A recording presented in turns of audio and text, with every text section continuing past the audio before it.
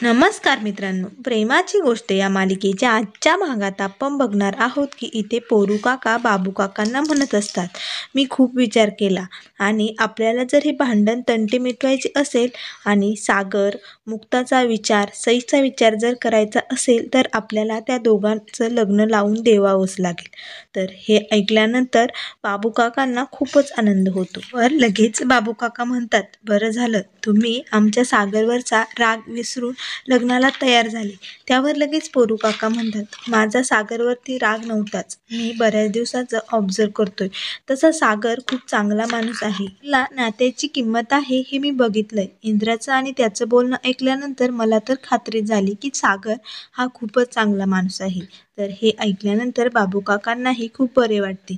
त्यानंतर इकडे स्वाती म्हणत असते, मी आज हिरव्या रंगाची मस्त साडी घातली बरं का, आता बोट करायला जायचंय ना. त्यावर लगेच लकी म्हणतो, तू काय साडी घातली इथे, मी प्रत्येक घरात जाऊन बोटिंग करायचं सांगून आलोय. मात्र इंद्रा खूपच नाराज असते, ती काही न बोलता गप्प बसलेली असते. तर स्वाती म्हणते, अगं आई असं काय करते, प्लीज बोल ना गं, तुला सईची आठवण येते का. तर लगेच कोमल म्हणते, सईची आठवण येत असेल तर आपला दादूच आहे ना इथे, तो सगळं काही ठीक करेल, तू काळजी करू नको, तो म्हटलाय ना असं. सागर तिथे येतो आणि म्हणतो, चला पटकन फोन आलाय, खाली जायचंय आपल्याला बोट करायला. तर इंद्रा म्हणते, सागऱ्या तू पण तुझ्या बाबांना बोट करणार आहे का. तर लगेच सागर म्हणतो, हो बाबांना बोट नाही करणार मग कुणाला करणार आहे.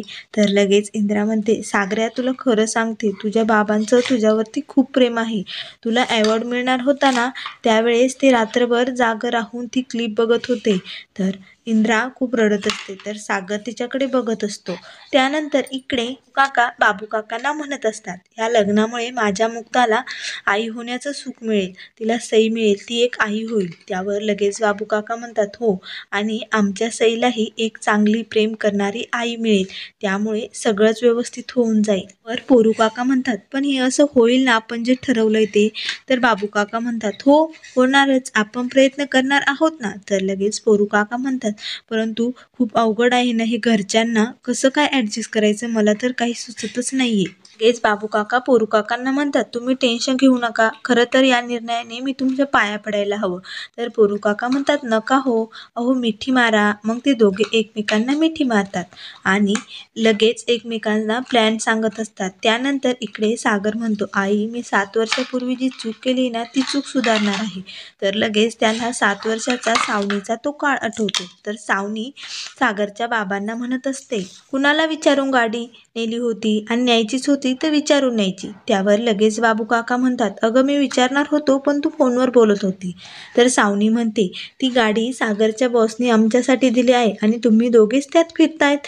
तर लगेच बाबू काका म्हणतात, अगं तुझ्या सासूचे गुडघे खूप दुखतायत ना, त्यामुळे ते औषध इथे मिळत नव्हतं म्हणून मी तिकडे गेलो होतो. तर लगेच सावनी त्यांना खूप बोलत असते. तेवढ्यात सागर तिथे येतो. तर सावनी लगेच नाटकाला सुरुवात करते आणि म्हणते, बघ ना सागर, हे लोक मला किती बोलतायत. हेच इंद्रा म्हणते, अरे सागऱ्या हे असं काहीच बोलले नाही तिला, आम्ही काहीच म्हणत नव्हतो, फक्त गाडी नेली म्हणून ती विचारत होती. त्यावर सावनी म्हणते, अरे सागर मला तुझ्या बॉसला भेटायला जायचं होतं ना, मग उशीर झालं तर तिथे मला बोलणे बसणार नाही का, त्यामुळे मी त्यांना फक्त म्हणलं गाडी घेऊन कुठे गेले होते. तर लगेच ते मला म्हणतायत, गाडी काय तुझ्या बापाची आहे का. तर लगेच बाबू काका म्हणतात, नाही सुनबाई मी तुला असं म्हटलोच नाही, तू असं का सांगते. सागर त्याच्या बाबांना म्हणतो, बाबा प्लीज तुम्ही गप्प बसा, तुम्हाला सवयच आहे दुसऱ्यांना हर्ट करण्याची, त्यामुळे मला आता तुमचं काही ऐकून घ्यायचं नाही.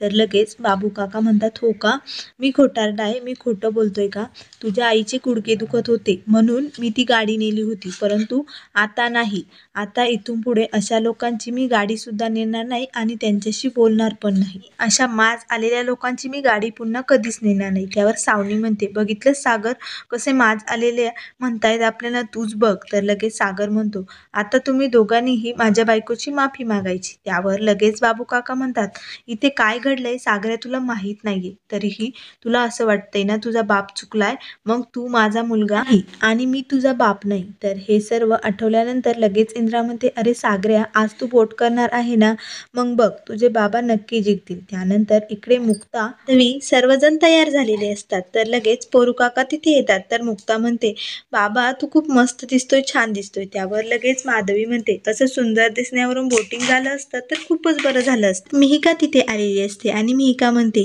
काका मी पण तुला बोट द्यायला आले असते रे, परंतु मी आता नाही येऊ शकत, मला खूपच लाज वाटते. तर हे बोलणे ऐकल्यानंतर लगेच मुक्ता म्हणते, लाज तुला कशाला वाटायला हवी, लाज तर त्या लोकांना वाटायला हवी ज्यांनी हे सर्व केलं आहे, त्यामुळे तुला यावंच लागेल. तेवढ्यात मंजिरीही तिथे येते आणि मंजिरी मिहिकाला म्हणते, तू अशी हार मानायची नाही, कारण तू काहीच केलेलं नाही. तर लगेच मुक्ता म्हणते, हो तू किती स्ट्रॉंग मुलगी आहे ते आम्ही बघितलंय, तू लगेच धीराने उभी राहिलीस. तर लगेच पोरू काका म्हणतात, तू मला आउट करायला नाही आली तरी चालेल, पण आता मला तू ऑल द बेस्ट करायचे. त्यावर लगेच मिहिका म्हणते, काका ऑल द बेस्ट तुला, तूच जिंकशील बघ. आता सर्वजण तुम्ही खाली जा आणि मी तुमच्यासाठी मस्त गोडाचा शिरा बनवून ठेवणार आहे. तर लगेच मुक्ता म्हणते, ठीक आहे आम्ही येतो असे म्हणून सर्वजण आता खाली गेलेले असतात. त्यानंतर इकडे सईसाठी पार्टी ऑर्गनाईज केलेली असते. तर सर्व लहान मुले आलेले असतात. तर केकही आणलेला असतो. तर लगेच सईला तिची मैत्रीण म्हणते, काय ग सई, आज तुझा बड्डे आहे ना. तर सई म्हणते, नाही आज माझा बड्डे नाही, पण मम्माने हा केक का आणलाय काय माहिती. तर लगेच सई सावनीला म्हणते, अगं मम्मा आज तर माझा बड्डे पण नाही, मग हे सर्व कशासाठी. तर लगेच सावनी म्हणते, इथे बड्डेची काय गरज आहे, इथे तुझ्यासाठी रोजच अशा पार्ट्या होणार आहे बाळा. लगेच हे सर्व बोलणे चालू असतानाच हर्षवर्धन तिथे येतो. तर हर्षवर्धन म्हणतो, चला चला केक कट करा, मी पण आलोय केक कट करायला. तर लगेच सावनी आणि सई मग दोघेही केक कट करतात. त्यानंतर इकडे सोसायटीत सर्वजण खाली जमा झालेले असतात. तर माधवी, इंदिरा सर्वजण तिथे वोट करण्यासाठी आलेले असतात. तर त्यांच्यासमोर मुद्दाम लक्की आणि स्वाती नाटक करायला लागतात. तर लक्की स्वातीला म्हणत असतो, ताई मी सर्वकडे सांगितलेले आहे की आपल्याच बाबांना वोट करायचं म्हणून ते. तर इथे माधवी जोरात सर्वांना सांगत असते की यांनाच वोट करायचं म्हणून. तर लगेच इंदिरा व सर्वजण त्यांना खूपच हसत असतात. तर लगेच त्यांच्यासमोर स्वाती लकीला म्हणते, मी त्या केळकर काकूंना पण सांगितलंय माझ्या बाबांनाच मत द्यायचं, नाहीतर माझ्या आईची आणि तुमची मैत्री तुटेल बरं का. तर हे बोलणं ऐकल्यानंतर लगेच मंजिरी स्वातीला म्हणते, आपण इथे दोघीही लग्न करून आलेलो आहोत, त्यामुळे आपल्याला काही अधिकार नाहीये वोट करण्याचा, आपण फक्त त्यांना मदत म्हणून इथे काहीतरी करू शकतोय. तर स्वाती ही मंजिरीकडे बघतच असते, कारण मंजिरीने तिला खूप खडसावलेले असते. तर लगेच तेवढ्यात मुक्ता आणि सागरही एकमेकांकडे बघत असतात. तर आता पहिला नंबर माधवीचा वोट करण्यासाठी आलेला असतो. तर लगेच माधवी खूपच आनंदात वोट करण्यासाठी गेलेली असते. तर मग मुक्ता आणि सागरचा नंबर आलेला असतो. तर लगेच ते दोघेही पटकन आतमध्ये येतात. तर सागर म्हणतो, तुम्हाला तर जरा पण पेशन्स नाही आहेत, जरा थोडासा धीर धरा. त्यावर मुक्ता म्हणते, आणि तुम्हाला आहे का, मी का धीर धरू, मी वोट करणारच आहे. असे म्हणून ते दोघेही पटकन आपापली चिठ्ठी त्या बॉक्समध्ये टाकायला जातात. तर घाईगडबडीत ते दोघेही संगच हात त्यात घालतात. तर लगेच त्या दोघांचाही हात त्या बॉक्समध्ये गुंततो. तर मग हात गुंतल्यानंतर सागर लगेच हात काढण्यासाठी प्रयत्न करत असतो. लगेच सागरला म्हणत असते, अहो तुम्हाला काही कळतं की नाही, इथे दुसऱ्याला जखापत होते, तर जरा हळूच करा ना, हात काढणार आहोत आपण, पण मग काहीतरी प्रयत्न करूया आपण, थांबा. असे म्हणून मग मुक्ता लगेच सागरला व्यवस्थितपणे हात काढण्यासाठी सांगत असते आणि मुक्ता व सागर दोघेही एकमेकांकडे बघत असतात. तर सागरला इथे मात्र खूपच त्रास होत असतो. तो खूप प्रयत्न करत असतो त्याचा हात बाहेर काढण्यासाठी. तर लगेच हे सर्व बाहेरून बाबू काका आणि पोरू काका बघत असतात. तर लगेच पोरू काका आणि बाबू काका एकमेकांना म्हणतात, आता बघाच या दोघांच्या प्रेमाची गोष्टीला सुरुवात कशी होते ती.